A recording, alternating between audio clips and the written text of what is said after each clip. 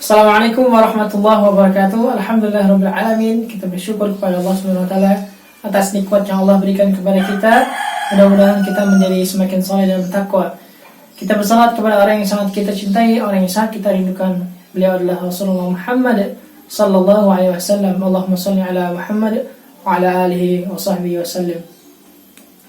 Allah Subhanahu wa taala berfirman dalam Quran, "Qalu subhanaka la ilma lana illa ma 'allamtana innaka antal alimul hakim." Allah juga berfirman, "Warattilil Qur'ana tartila." Dan Rasulullah bersabda, "Khairukum man ta'allamal Qur'ana wa 'allamahu." Teman-teman, pada kesempatan kali ini kita akan belajar kembali yaitu hukum bacaan nun sukun dan tanwin part keempat, yaitu hukum bacaan ikhfa, di mana hukum nun sukun dan tanwin di mana ada huruf nun sukun atau tanwin bertemu dengan huruf hijaiyah. Yang pertama ada bacaan ilhar.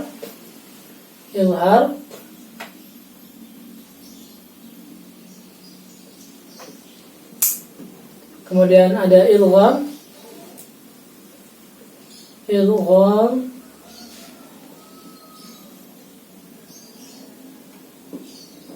Kemudian ada iqlab.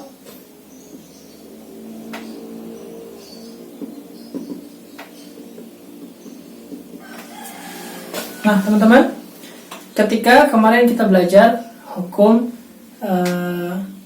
pada sesi sebelumnya kita belajar bacaan ilhar, idgham dan iqlab, maka kita mengingat kembali bahwasanya dalam hukum nun sukun dan tanwin, ketika ada huruf nun sukun atau tanwin kemudian bertemu setelahnya huruf hijaiyah, maka di situ terdapat hukum, di situ terdapat aturan.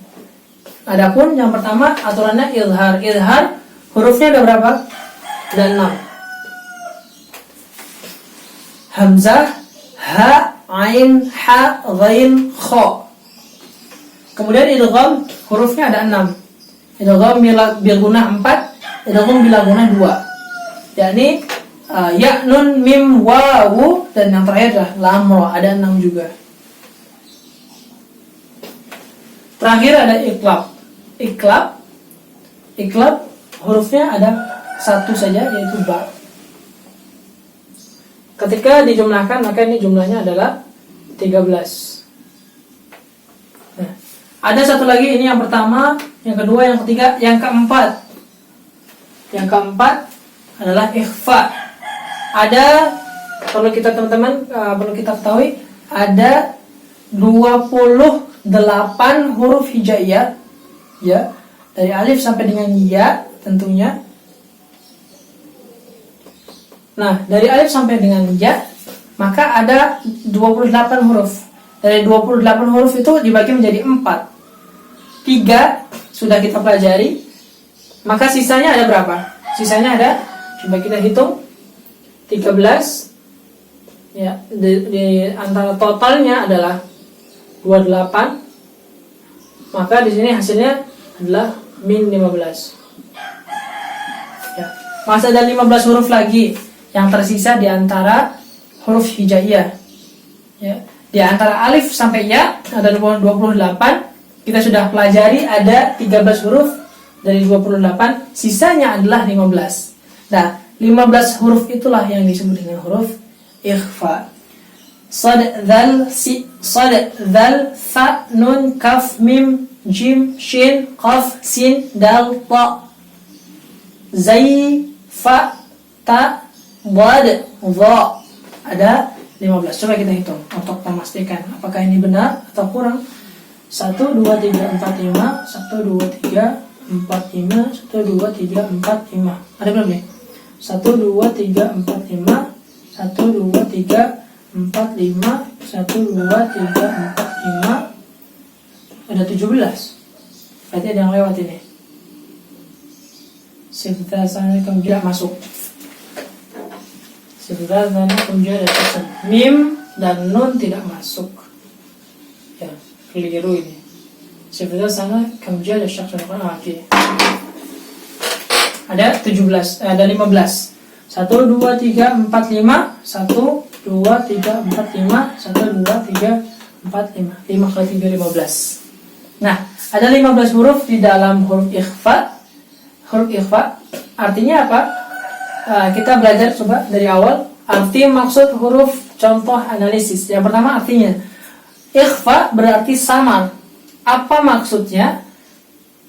Yakni huruf nun sukun atau tanwin, baik itu an maupun in ataupun un, dibaca samar dan ditahan bacanya sepanjang 2 harokat. Bagaimana dia bisa samar? Ketika membaca nun sukun atau tanwin, samar antara huruf nun sukun atau tanwin dengan huruf yang datang setelahnya. Nanti kita akan berikan contoh. Nah, di antara 28 huruf ini sudah kita pelajari 13 huruf 15 yang masih ada. Nah, 15 ini mari kita hafal bersama. Baik teman-teman, kita lanjut ke contoh dan analisis. Dimana tadi ikhfa artinya adalah samar. Hukum nun, bacaan nun sukun dan tanwin bacanya disamarkan. Ketika menyebutkan nun sukun atau tanwin, maka di saat itu kita menyiapkan posisi mulut kita sesuai dengan makhraj yang akan disebutkan. Contohnya huruf tha. Contohnya huruf tha. Contohnya misalnya lagi ada huruf da, ada huruf lagi za. Ya, contohnya coba di yang tiqu, ya, min sijil. Ketika huruf mau menyebutkan huruf sa.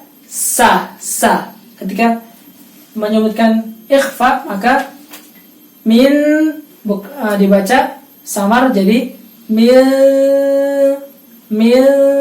sambil bersiap untuk menyebutkan huruf selanjutnya, yaitu huruf sin. Mil sijil, yaitu ditahan bacanya 2 harokat. Coba kita baca. Ini banyak campuran ya, dari semua 15 itu kita hanya ambil beberapa untuk sebagai sampel atau contoh dari hukum bacaan ikhfa. Yang pertama adalah jim. Ini belum dikasih harokat. Anjayna. Anjayna. Seharusnya anjayna. Tapi karena ini ikhfa. Kenapa? Karena ada huruf nun sukun datang setelahnya huruf jim. Maka bacanya ikhfa. Bacanya samar dan ditahan 2 harokat. Anjayna sawaban dzalika. Ketika menyebutkan tanwin, kita bersiap mulutnya untuk menyebutkan huruf dzal. Sawaban dzalika min sijil yaltiqu